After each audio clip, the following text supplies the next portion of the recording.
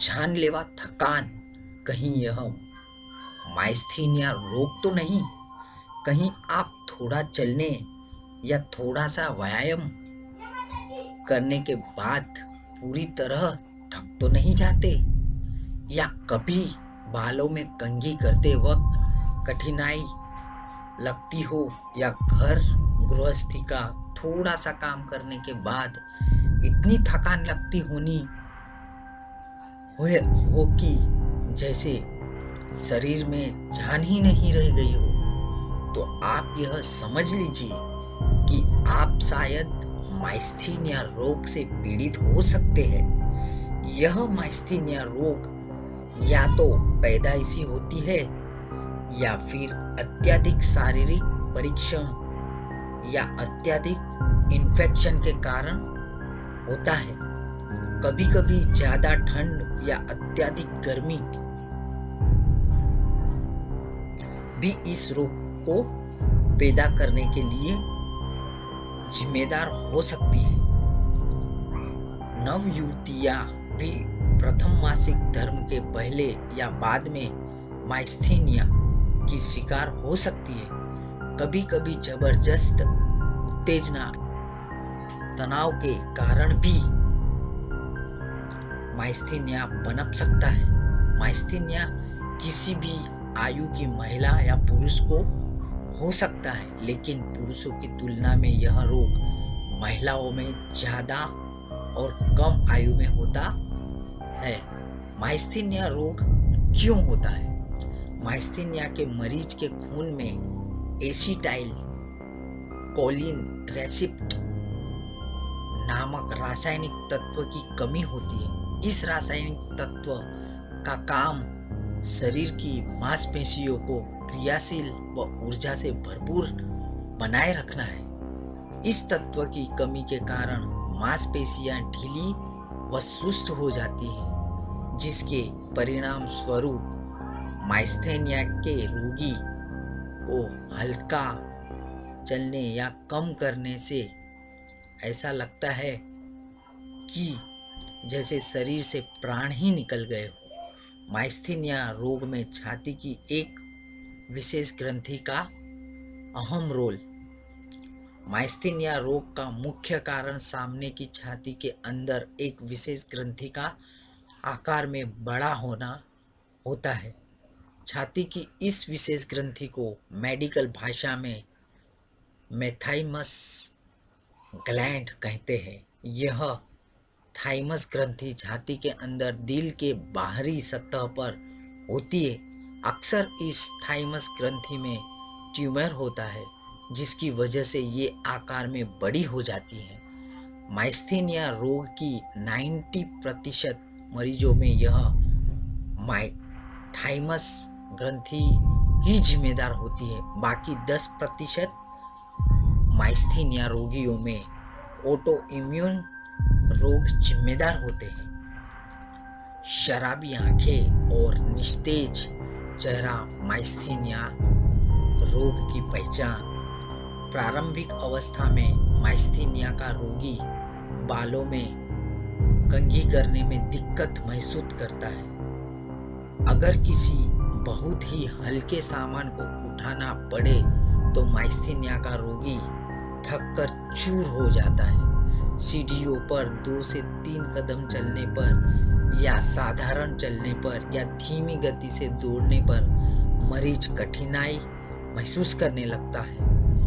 जब माइस्थीनिया का रोग बढ़ जाता है तो आंख की पलकें ऊपर की तरफ उठना बंद कर देती है और दोनों आंखों को काफी देर तक खुली रखना मुश्किल होता है और आगे चलकर पलके का गिरना स्थायी हो जाता है। आंखें शराबियों की तरह लगने लगती है, क्योंकि आंखों का पूरी तरह से बंद होना कठिन होता है।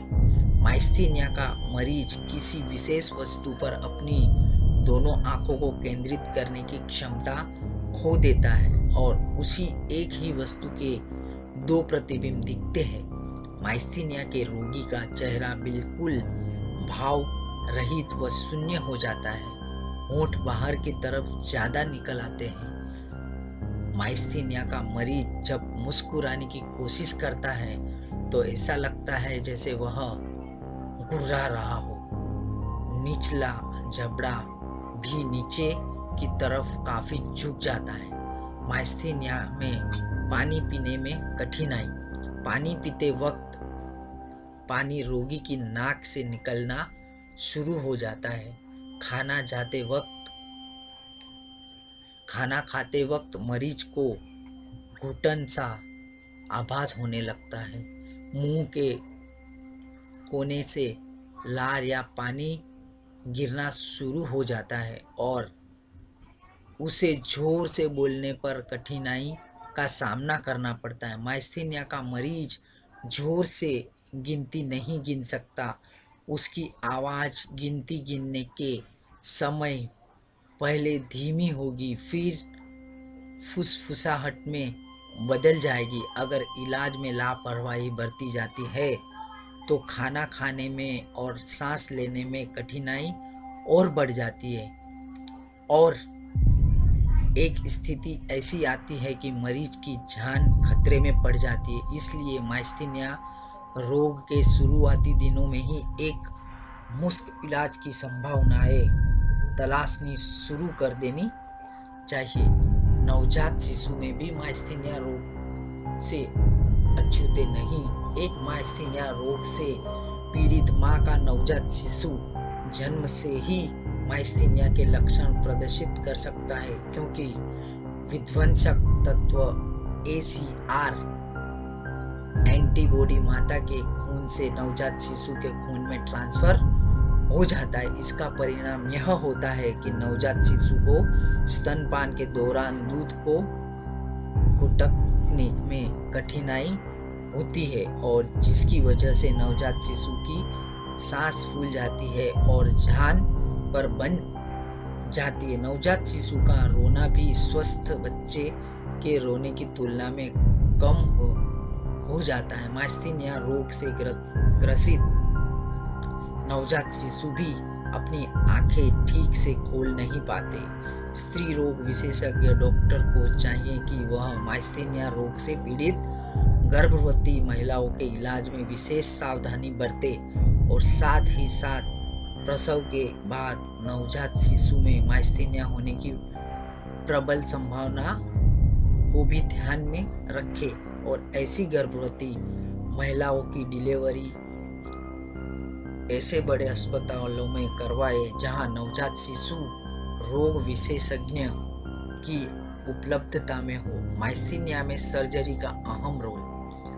माइस्थीनिया रोगी का सबसे कारगर व सबसे अच्छा इलाज ऑपरेशन ही है।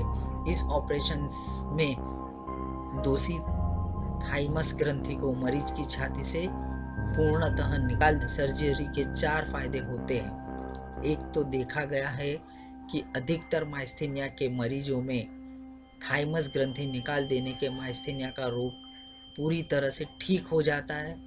दूसरा लाभ यह कि ऑपरेशन से माइस्थीनिया में होने वाले मरीज की समस्या व कठिनाई को काफ़ी हद तक कंट्रोल किया जा सकता है, जिससे मरीज की जान जाने की संभावना कम हो जाती है। तीसरा लाभ यह है कि सर्जरी के बाद माइस्थीनिया के लिए दी जाने वाली दवाइयों की संख्या व मात्रा में कमी आ जाती है। चौथा सबसे महत्वपूर्ण सर्जरी का लाभ यह होता है कि शुरुआती दिनों में थाइमस ग्रंथि में पनप रहा संभावित ट्यूमर या कैंसर से निजात मिल जाती है, क्योंकि संपूर्ण थाइमस ग्रंथि ही निकाल दी जाती है। इसीलिए यूरोपियन देशों या अमेरिका में माइस्थीनिया के रोग में सर्जरी को ही प्राथमिकता दी जाती है। मैं आप लोगों से यह निवेदन करूँगा कि माइस्थीनिया के रोग में सर्जरी को ही प्राथमिकता दे। अगर मरीज में अन्य मेडिकल समस्याओं की वजह से सर्जरी होना मुश्किल हो तो दवा से इलाज के अलावा और कोई रास्ता बचता नहीं है। दवाइयों के अपने नुकसान भी होते हैं। जैसे प्रेडनिसोलोन दवा शरीर में नमक और पानी को एकत्रित कर देती है, जिससे शरीर और चेहरा सूजा हुआ दिखता है। हमारे देश में कुछ चिकित्सक माइस्थेनिया रोग में दवा से इलाज को ही प्राथमिकता देते हैं। उन्हें यह समझना चाहिए कि दवा से इलाज को प्राथमिकता देने से एक तरफ समय और पैसा की बर्बादी हो जाती है, साथ ही साथ थाइमस ग्रंथि में छुपे हुए कैंसर वाले ट्यूमर की शुरुआती दिनों में नज़रअंदाजी हो सकती है, जिसकी वजह से मरीज को अपनी जान देकर कीमत चुकानी पड़ती है, जबकि ऑपरेशन एक सुरक्षित व प्रभावशाली इलाज है। माइस्थेनिया का इलाज के लिए कहा जाए, अगर आप या आपके परिवार के सदस्य माइस्थेनिया या थाइमस ग्रंथि के ट्यूमर से पीड़ित है, तो आप किसी अनुभवी थोरेसिक यानी चेस्ट सर्जन से परामर्श लें और उनसे ही अपनी थाइमस ग्रंथि निकलवाएं। हमेशा ऐसे बड़े अस्पतालों में जाए जहां न्यूरोलॉजी का विकसित व बड़ा महकमा हो और साथ ही साथ प्लाज्मा फेरेसिस यानी रक्त शोधक के लिए अत्याधुनिक मशीन सुविधा हो। अस्पताल में क्रिटिकल केयर का विभाग व आधुनिक आईसीयू हो, साथ ही साथ वेंटिलेटर की संख्या प्रचुर मात्रा में हो, क्योंकि ऑपरेशन के बाद वेंटिलेटर की ज़रूरत पड़ सकती है।